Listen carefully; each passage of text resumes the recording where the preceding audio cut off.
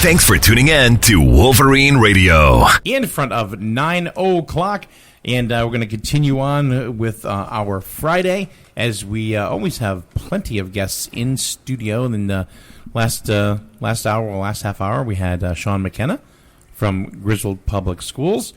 And this half hour is no different, as we have right now Mr. Tim Bowles that is here in studio. He is the 18th district candidate for Senate on the Democratic ticket here in the state of Connecticut. Good morning. Good morning, Mike. Thanks so much for having me. No problem. Thanks. Yeah. We appreciate you coming on out. Absolutely. So one of the things that I get a lot of questions on, and I really don't know how to answer because I can only speak really to Griswold and what kind of happens here. As far as the 18th district, how much of an area does the 18th district cover? Because a lot of you have the 45th, now you have the 18th. People get really confused. Sure. Again, this is a Senate district, so there are only 36 state Senate districts in the state. So it's carved up in 36 different geographic areas. This happens to be geographically very large, and it covers essentially 8 towns in southeastern Connecticut. That would be Groton, Stonington, North Stonington, Preston, my own town, as well as Griswold, Plainfield, Sterling, and Voluntown. That's the geographic catchment area for this particular district. Very diverse, very interesting, and very challenging for any candidate to run in. Yeah.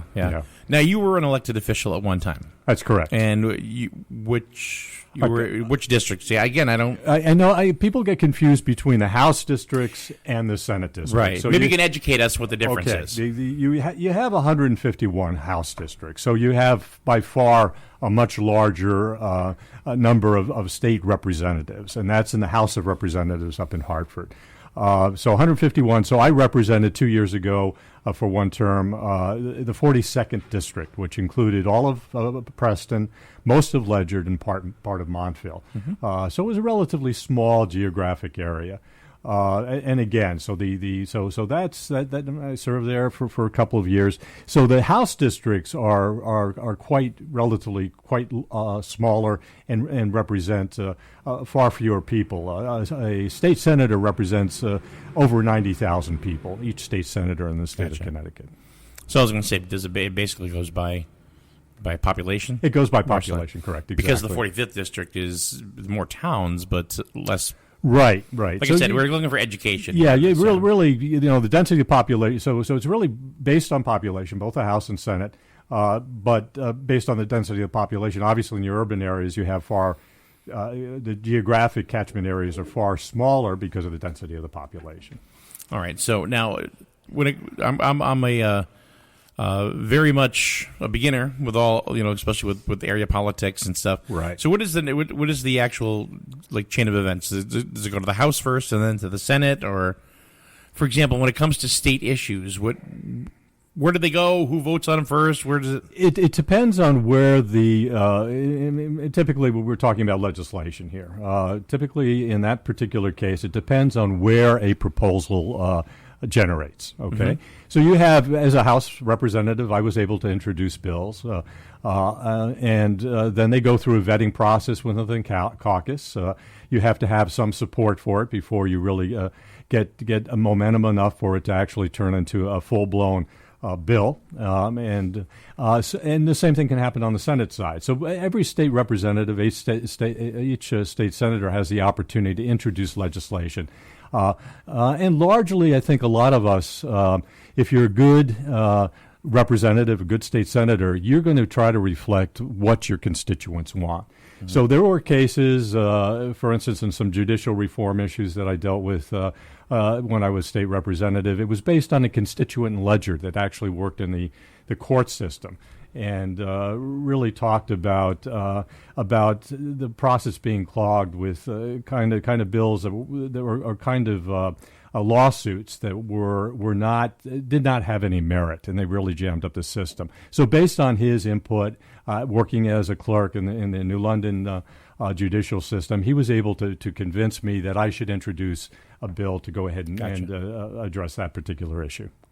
Very good. Now let's. I got an email here, of course, with some of the issues that you want to speak on. So I'm really just going to give one of them, and I want you to go ahead and say what you think, Sure. and whatever message that you want to convey. For example, one of the and I know this, and I said I can probably speak to Griswold, and is what we do here. Mm-hmm. They're always looking for new ways to bring people to the town, as far as tourism is concerned. I mean, we're trying to label ourselves as the sunflower capital of the world or the United States or whatever. Why don't you speak on tourism? And I believe that's one of the things that you feel you can help with. Yeah, I think tourism obviously is a huge economic driver throughout eastern Connecticut in particular. I think we have a beautiful state. I think this part of the state, I've lived in this area for 40 years now. My wife and I have a farm down in Preston. And I think the attributes here, the aesthetics, you talk about Buttonwood Farm and, sure, obviously, the fundraiser they have, I Make-A-Wish Foundation. I think that's a tremendous thing. I look forward to it every single year. We also are very fortunate to be part of the Last Green Valley, the Heritage Corridor here, which is a national designation and really stretches from all the way from my town of Preston, all the way up through the Shetucket and Quinnebog Valley, all the way up to Sturbridge Village. One of the proposals that I have is, and again, given a large district, I would like to start connecting the dots. And one of the things that has happened is the previous state senator, Senator Anthony Maynard, was very successful working with the mayors of both Groton and New London in creating a Thames River Heritage Park at the mouth of the Thames River. Right. That's been very successful and has, particularly with the proposal to build a Coast Guard museum down there, you have a lot of attributes down there. What I am proposing, and this is a long-term project, this is not going to happen overnight or in a few years, but what I'm proposing is, again, that we connect the dots, that we take a look at the efforts that are being made down in the Groton, New London, the mouth of the Thames River, eventually bring that designation all the way up the Thames River to Preston Riverwalk, which I think you're going to see some real development happening there with the Mohegan Sun partnership with the town of Preston. I think that's going to be a huge economic driver here in the state, as well as increase the tourist value of the area. Bring it upriver, going right by the Mohegan Sun, and then tie into the third most significant town. Griswold's certainly significant, but tie into Norwich Harbor. I think the better off that Norwich, New London, and Groton do, the better off this entire area does, entire southeastern Connecticut. So if we can do that, if we can begin to take advantage of the existing rail lines that are up there, take a look at high-speed ferries going up the Thames River, then tie into the Norwich Harbor, we actually have the potential to tie into the Thames to the Last Green Valley corridor, which again spills out into all of northeastern Connecticut. There. It seems like hold on, sorry. Oh, okay. It seems like Hartford thinks that the other end of the state is better off. They call it the golden side, and we get nothing on this side of the state. Are you going to be able to change that? That absolutely, in conjunction with my colleagues here, both Republicans and Democrats, whoever winds up in office, I think is critical we do that. Yeah. We have always been neglected here. Yes. I have always said, and I served as a selectman in the town of Preston for a couple of terms with two Republicans. It's been, again, living here for 40 years, understanding and knowing a little bit about the politics of this state.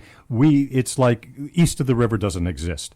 We have not been paid attention to, which is one of the reasons that I have been really emphasizing this whole sense of regionalization. And I know it's a little esoteric for some people, but we have a very strong council of governments here in southeastern Connecticut, which includes all of the chief elected officials that meet on a regular basis. As a matter of fact, I was part of the development and creation of the Southeastern Council of Governments with Bill Sebas and Lowell Weicker, actually. We need to decentralize some of the decisions, and I keep saying this, policy and fiscal decisions that are made up in Hartford, and start letting our local chief elected officials here in the Council of Governments, both the Northeast Council of Governments and the Southeastern Council of Governments, make those funding decisions in partnership with the state, obviously. But that's the only way we're going to get those decisions out of Hartford. It's the only way we're going to be able to go ahead and combat that kind of,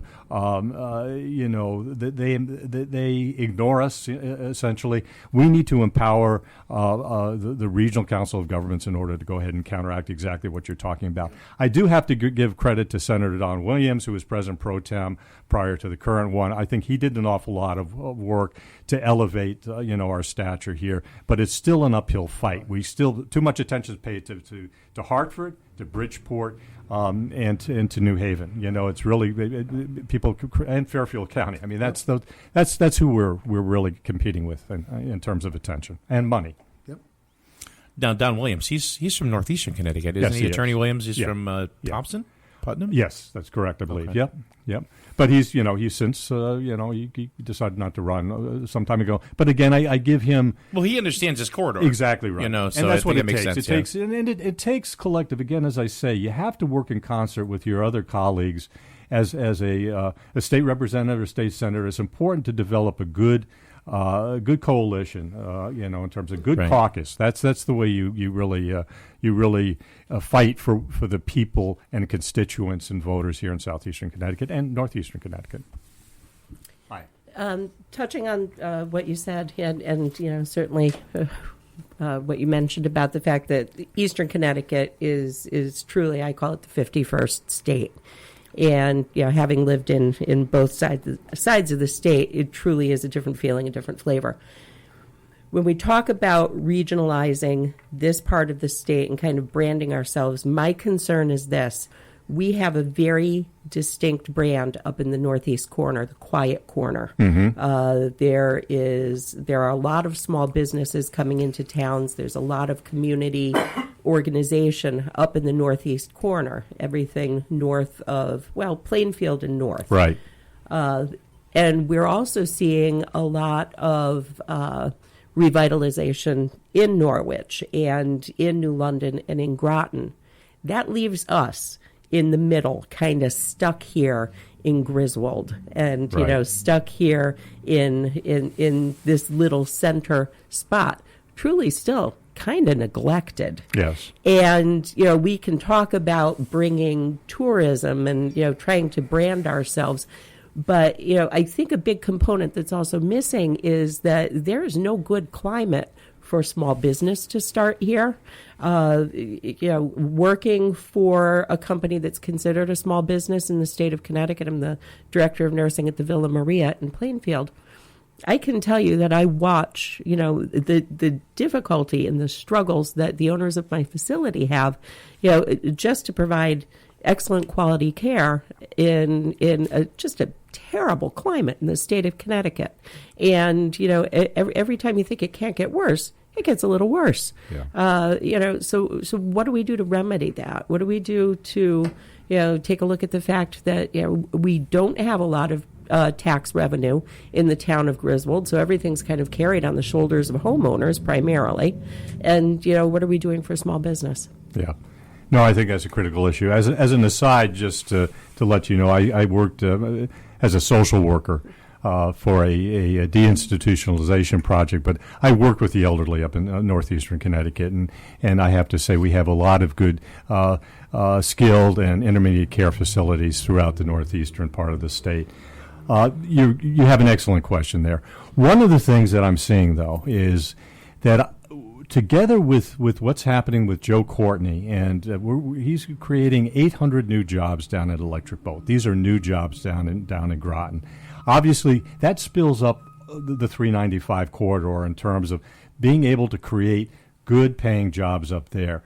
The other thing, as I mentioned before, is we will be looking at some further details relative to the Mohegan Sun proposal down at Preston Riverwalk, which is the old Norwich State Hospital property. My hope is by creating that, and we're talking there about 700 permanent full-time jobs, just maybe 12 miles south of here.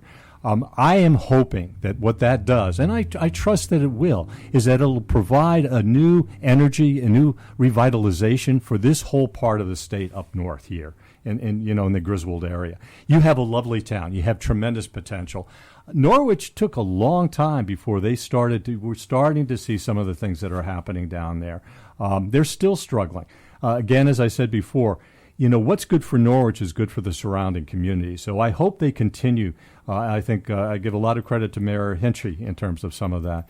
But we have to obviously create a better business climate for small businesses here in Connecticut. And I'm dedicated and devoted to doing that. Just had a conversation yesterday with a woman who has a restaurant business. It was one of the toughest businesses that you can have, really. I mean, looking across the street right here at Dean's, he's doing pretty well.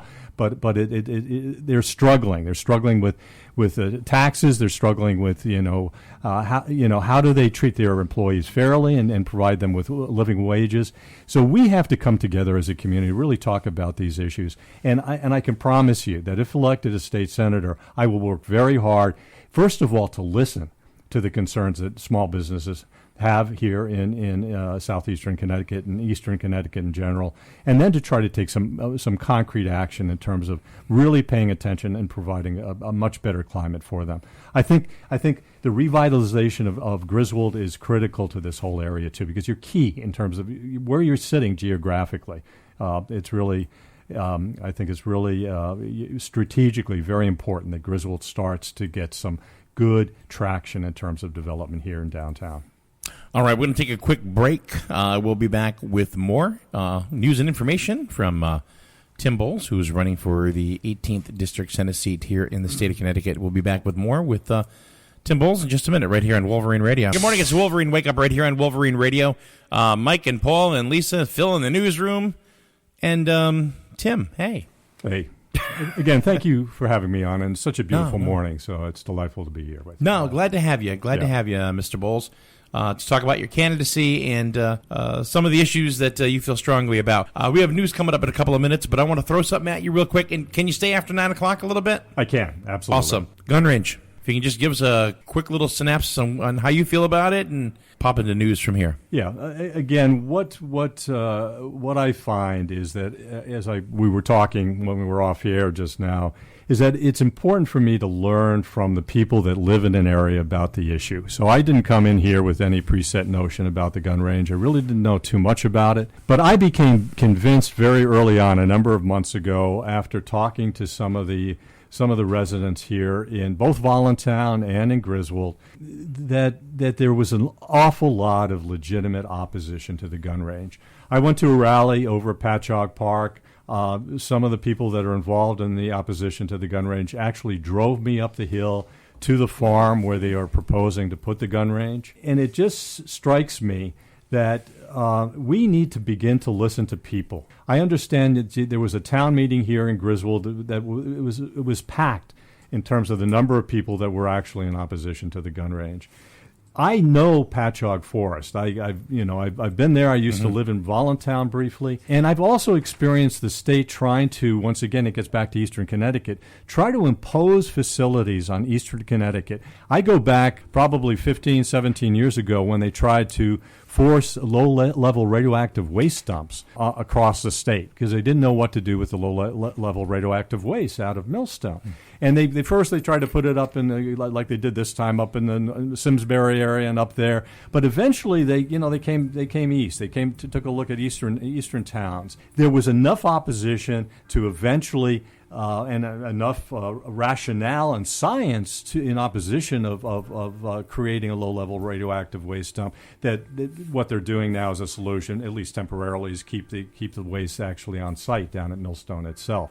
We have to listen to the people. If there is that kind of outcry about it, and I think it's very legitimate, I don't think it's a partisan issue at all. But more importantly, and getting back to our conversation we had off air about Joe Courtney, I went to a presentation he gave at the VFW probably a couple of months ago where he talked about there are options to what that proposal are. And they're using existing facility down in East Haven, and as well as... I was there too. Yeah, okay.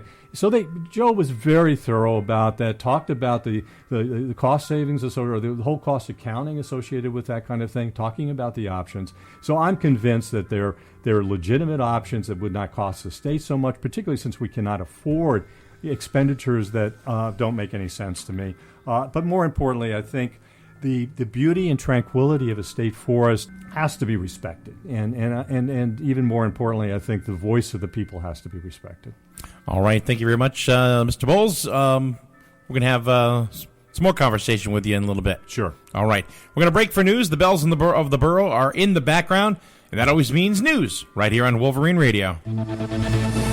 Where Griswold comes first for local news, broadcasting from Main Street. This is Wolverine Radio. Mike Monarski and Lisa Coe here, still in the studios, along with Mr. Tim Bowles. Good morning, Tim. Hey, Mike. How are you doing? Good. All right, we've talked a few subjects already.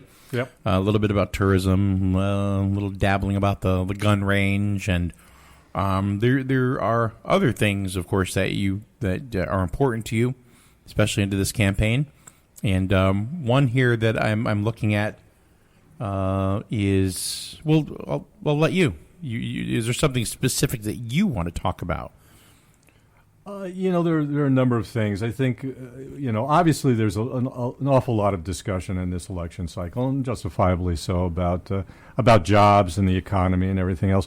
But and those are very important. I think certainly top priority together with education. I think also we really need to talk about how do we adequately sustain funding for local education and municipalities to support that. But there are other things that I think get lost in this particular climate. One of the things I'm a strong believer in living on a farm in Preston is that I've gotten to know, after 40 years, a lot of the local farmers in the area. They're neighbors and friends of mine. I go to church with a number of them down in Preston City Congregational Church. We have a very close-knit community here, particularly up in this area. I'm talking about Griswold, Voluntown, Preston, Plainfield, et cetera, North Stonington. It's very agricultural still. We still have a lot of very active farms. And one of the more exciting things I see happening here is that because of the demand for local produce, because of the demand for locally grown food, we have some new farmers that are coming into play here. On a smaller scale, we're not talking about the typical dairy farm operation, but it's exciting to me. You take a look at the growth of the farmers markets around the area. I try to get to the Voluntown farmers market as frequently as I can, the one down in Groton. I mean, we have a number of them here. Preston has had them off and on. I think that's a very viable but somewhat quiet way of going ahead and generating some income to the area.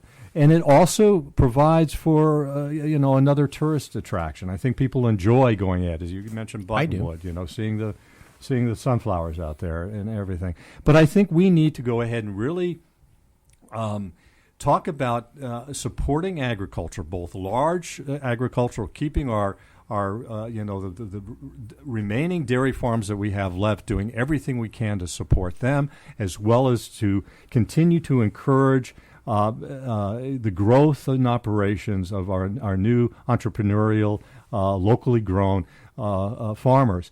And I say this particularly in light of the drought that's been happening for a number of years out in California. I mean, we can no longer afford to trust and have confidence in importing our food from long distances. Simply, transportation costs are getting prohibitive, whether we're talking about from Chile or Florida or California.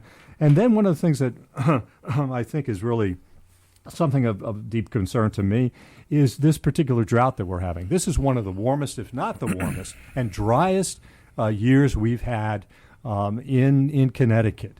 The drought here has gone from moderate now to severe just as of yesterday.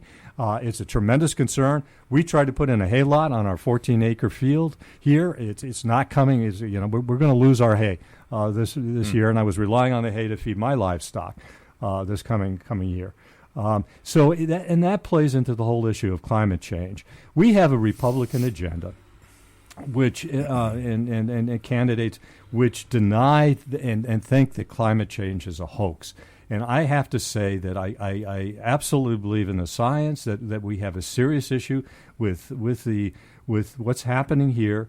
And I believe that there are remedies, and I have been a big advocate, for instance, in really promoting renewable energy. I chair the Clean Energy Fund for the state of Connecticut. We did a very aggressive ramp-up of both residential and commercial solar programs. You see the fruits of that labor across the state right now. Larger solar farms are happening. So there are ways. We have a new institute down at Avery Point, Yukon, which is dedicated to taking a look at addressing climate change issues that really impact the entire seacoast of Connecticut and further inland.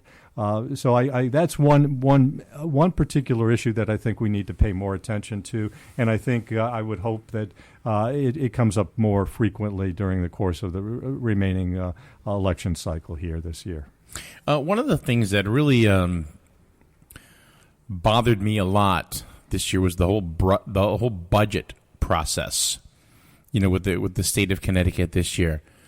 How did you feel about it? I mean, how did it with Governor Malloy and all of the budget cuts and the jobs? And I mean, what do you propose to remedy that, to help fix that? Or at least put us on the right track?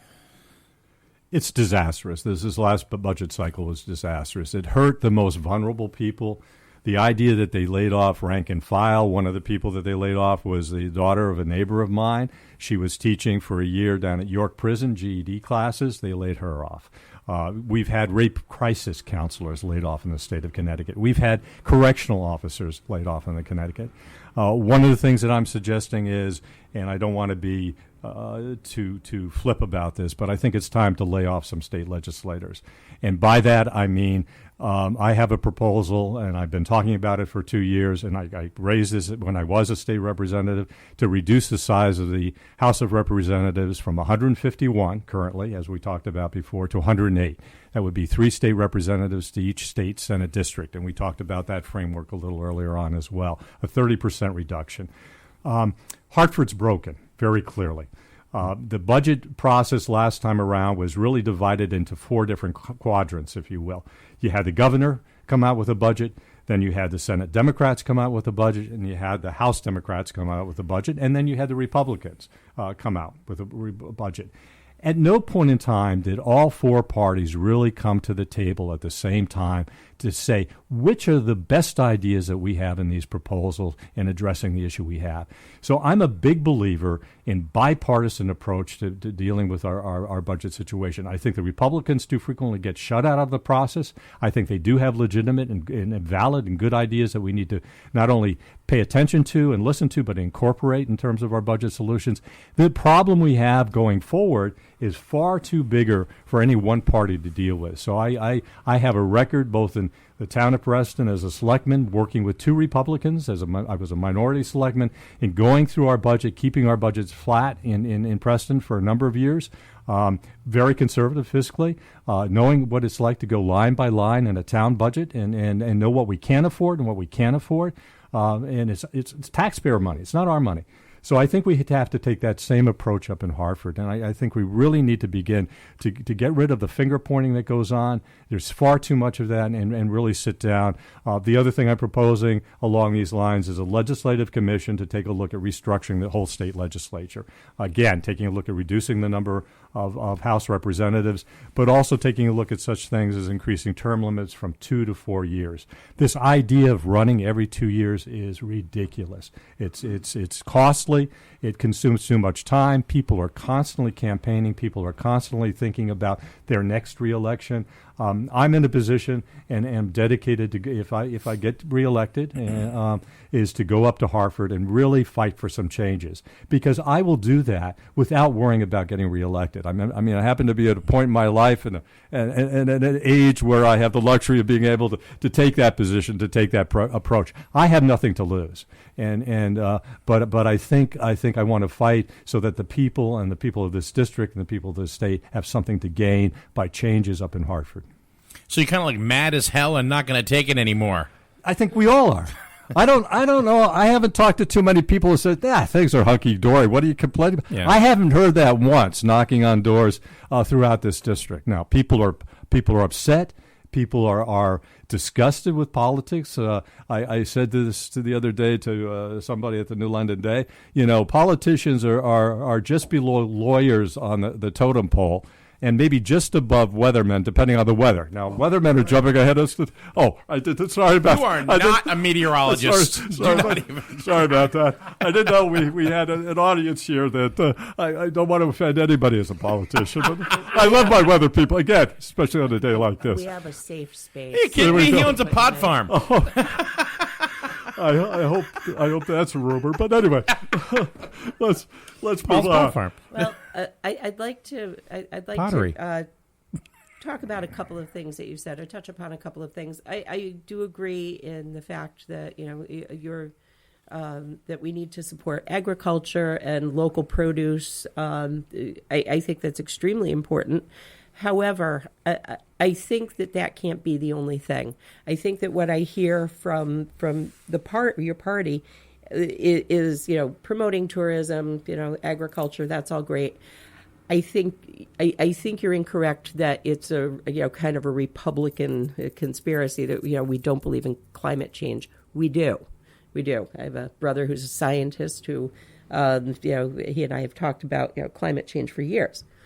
What we do feel though, feel though, is the audacity of the United States to think that it's our problem singularly to solve.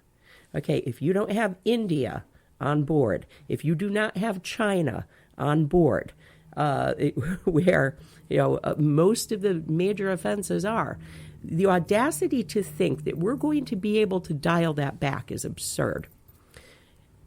My really passionate point, though, is that we don't make stuff in Connecticut anymore. There is nothing made here. We had triangle and plastic wire and cable right here in Jewett City. Up in Plainfield, back in its heyday, we had Interoil and Provels. They were running 3 shifts a day, 24 hours a day, 7 days a week. And Command and Sikorsky. All of these industries are gone. What happens next? Not everybody's going to get a job in farming or tourism. Okay, there is nothing here in Eastern Connecticut. We don't make things. My father got run out of here when Interoil folded. My ex-husband is a manufacturing engineer. When we were married, he went from pink slip to pink slip to pink slip. I'm not seeing any of these vacant factories. I think it's really swell that we repurpose them into trendy little malls, those that don't, catch fire. But what are we doing to bring industry back into the state of Connecticut? Not just small business, but big industry.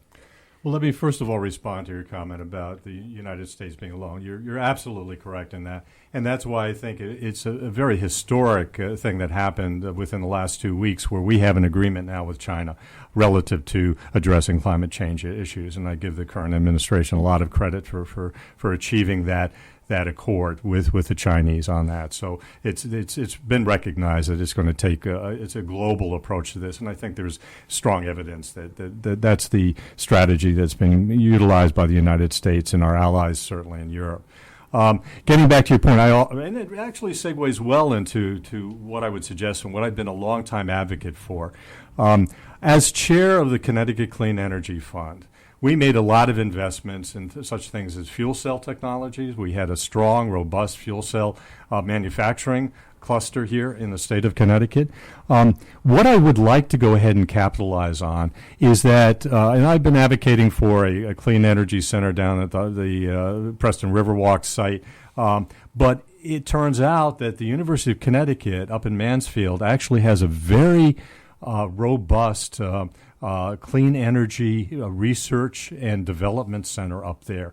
I've went to an opening for it a couple of years ago. I've since toured that facility. It's a private-public partnership. You have major corporations here in the state of Connecticut that are involved, together with the state, and what they're doing is taking a look at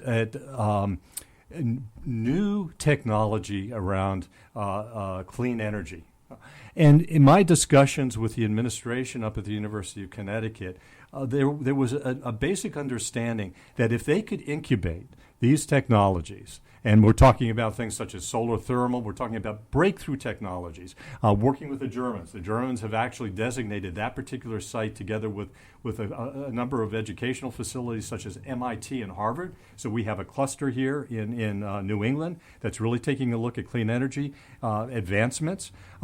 Once they incubate these technologies, then the discussion I had with them is let's begin to manufacture, once they're ready for market, let's manufacture them here in Eastern Connecticut. It's the idea, for instance, that we're relying on solar thermal units to be made down in Florida currently, and the cost. These are heavy units. These are not just solar panels. These are heavy solar thermal units that have tremendous applications up here in New England. Instead of having them manufactured down in Florida, let's bring that manufacturing up here to the state of Connecticut and New England in general. We have to work in concert. We have to develop that. We have to take advantage of that. What happens, I think, too frequently is these things happen in isolation. I don't know how many people have heard about that UConn Clean Energy Center. I don't think it's gotten the attention it really deserves. But let's go ahead and take advantage of that kind of very deep research and the applications that they're going to go ahead and be able to mature, and then go ahead and, to your point, be able to take those products and manufacture them here. Let's not lose that. Let's not lose that to Massachusetts. Let's not lose that to California. Let's keep the potential here, and let's make it possible to be inviting for that manufacturing to occur here. And not let's pay attention to that right now. Interesting. It's the Connecticut business environment has to change. If it doesn't change, that ain't going to happen. Everything here is, what Malloy has done, unfortunately. Maybe if he pays them $200 million, maybe they'll come.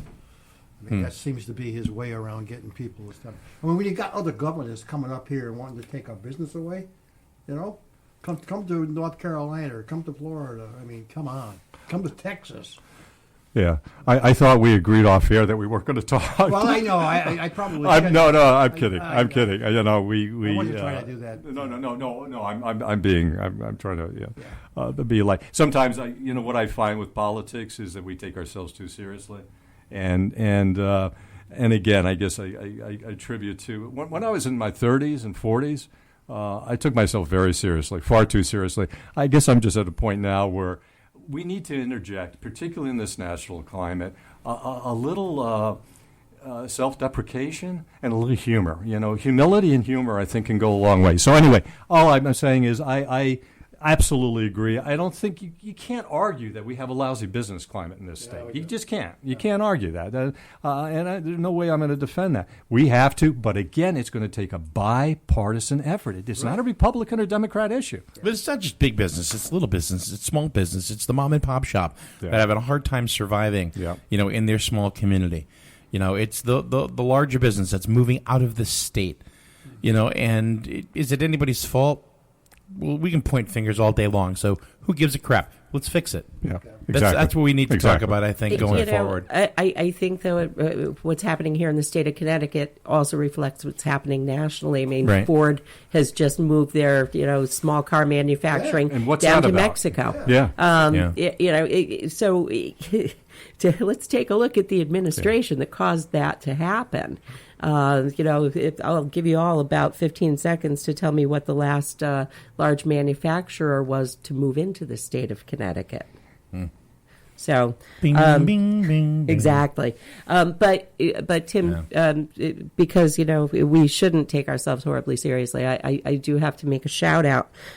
Shortly into his first term, Governor Malloy started, really kind of squeezing all of us to bolster the budget. nursing home clients living in nursing homes receiving Medicaid previously were allowed to keep $69 a month out of their Social Security, and the rest comes to the nursing home as applied income. So shortly after Governor Malloy came into office, he took back $9 a month from my residents. So $9 a month per nursing home resident might not seem like a big thing, but that's your haircut, that's your cable, that's gifts you want to buy your grandchildren, or your special cough drops, or your Werther's Originals. Old people love Werther's Originals. I love Werther's Originals. That same year, I'm not old. that same year, he also instituted, and this is a thing, the knitting yarn tax. So, I like to think that Governor Malloy tried to save the state of Connecticut on the backs of grandmothers everywhere. These are, you can't make this stuff up. Right. I don't know where $9 a month per nursing home patient has done much to tremendously benefit those living in nursing homes, because I can tell you what, that funding did not come back to nursing homes. Right. So I could have swallowed that if that $9 a month came back into the nursing home that's providing care for those patients. Sadly, it did not. Yeah. Let me just say, as a member of the Human Services Committee, I was on 3 committees as state legislator, Energy and Technology, on the Environment Committee, and then on the Human Services Committee. I have a strong background in human services. I worked for a number of state agencies, Department of Social Services, Department of Children and Families and Youth Services, Department of Mental Health and Addiction Services. So I'm familiar with the work that happened. As a state legislator, as a state representative for the 42nd District, I was fully aware of that issue. I was at public hearings when they talked about that. And I fought against the administration. That was one of many issues that I fought against the administration and pushed back on. There are a whole host of them that I could list, okay? But that was one of them.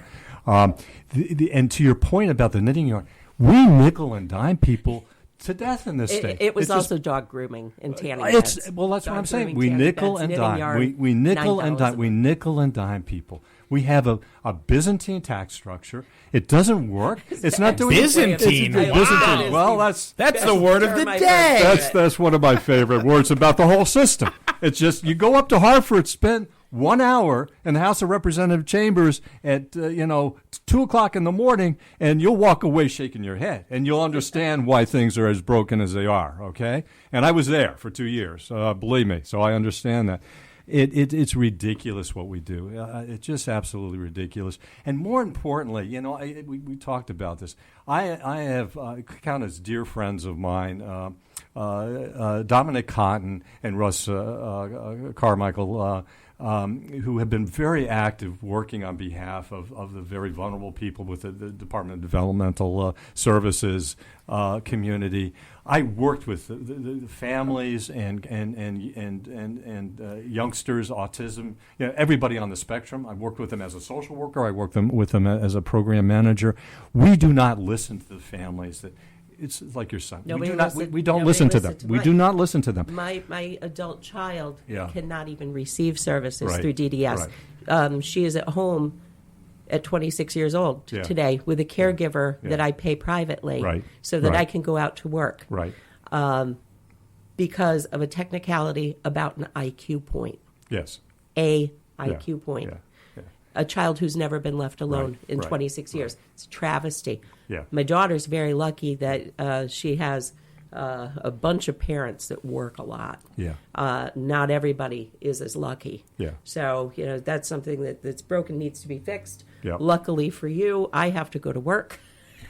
No, But it was very I'll tell nice you what, to meet you. it's been delightful, and I think these are real issues. And again, what I keep on saying is that we need to be able to have discussions around these issues and agree to disagree if that's the case. But let's do it with some respect, and let's do it with some dignity. We don't have to. We can go ahead and we can also learn from each other. We don't have to come to a conclusion that of course in not. agreement. But let's talk in the civil way, okay? And let's talk about what we both think about. What are the best course of action for the people of state of Connecticut and the people of this district and the people of Griswold.